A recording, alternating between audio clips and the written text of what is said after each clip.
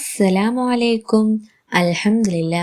പ്രിയപ്പെട്ടവരെ, ഇന്ന് ഞാൻ പറയാൻ പോകുന്നത് ദാരിദ്ര്യം, സാമ്പത്തികമായിട്ടുള്ള ബുദ്ധിമുട്ട്, ജോലി സംബന്ധമായിട്ടുള്ള തടസ്സങ്ങൾ, ഇവയെല്ലാം ഒരുപാട് ആളുകൾ അനുഭവിക്കുന്നതാണ്.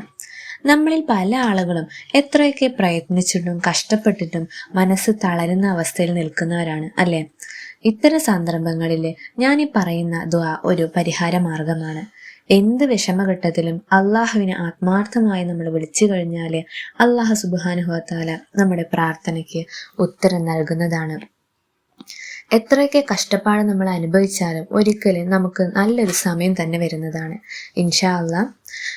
ഒരിക്കൽ മുത്തുനബി സല്ലല്ലാഹു അലൈഹി വസല്ലമയുടെ അടുത്തേക്ക് ഒരു സ്വഹാബി വന്ന് പറഞ്ഞു, നബിയെ, എൻ്റെ ജീവിതത്തിൽ ഒരുപാട് പ്രയാസങ്ങളാണ്, ദാരിദ്ര്യമാണ് നബിയെ, എത്ര കിട്ടിയാലും തികയുന്നില്ല റബ്ബെ, എത്ര കിട്ടിയാലും തികയുന്നില്ല നബിയെ.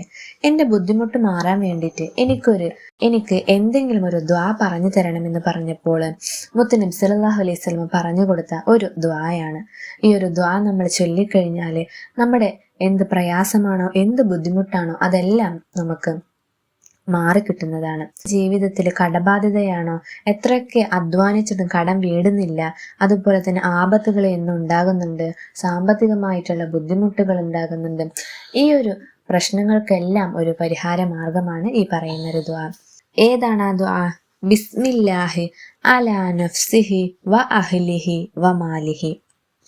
ബിസ്മില്ലാഹി അലാ നഫ്സിഹി വ അഹ്ലിഹി വ മാലിഹി. ഈ ഒരു ദുആ നമ്മൾ ദിവസവും 33 തവണ ചൊല്ലുക. നമുക്ക് എന്ത് വിഷമമാണോ നമ്മുടെ മനസ്സിലുള്ളത്, ആ സമയത്തായാലും നമ്മുടെ മനസ്സിൽ എന്ത് പ്രയാസമാണോ, എന്ത് ബുദ്ധിമുട്ടാണോ, ആ സമയങ്ങളിലെല്ലാം ഈ ഒരു ദുആ നമ്മൾ ചൊല്ലിക്കൊണ്ടിരിക്കുക.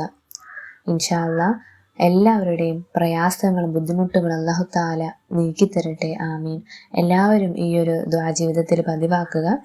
ഈ ഒരു അറിവിനെ നിങ്ങൾക്ക് ഉപകാരപ്പെട്ടിട്ടുണ്ടെങ്കിൽ മറ്റുള്ളവരിലേക്ക് ഷെയർ ചെയ്യുക. ഇതുപോലുള്ള നല്ല നല്ല അറിവുമായി അടുത്ത വീഡിയോയിൽ വരുന്നതാണ് ഇൻഷാ അല്ലാഹ്. അസ്സലാമു അലൈക്കും.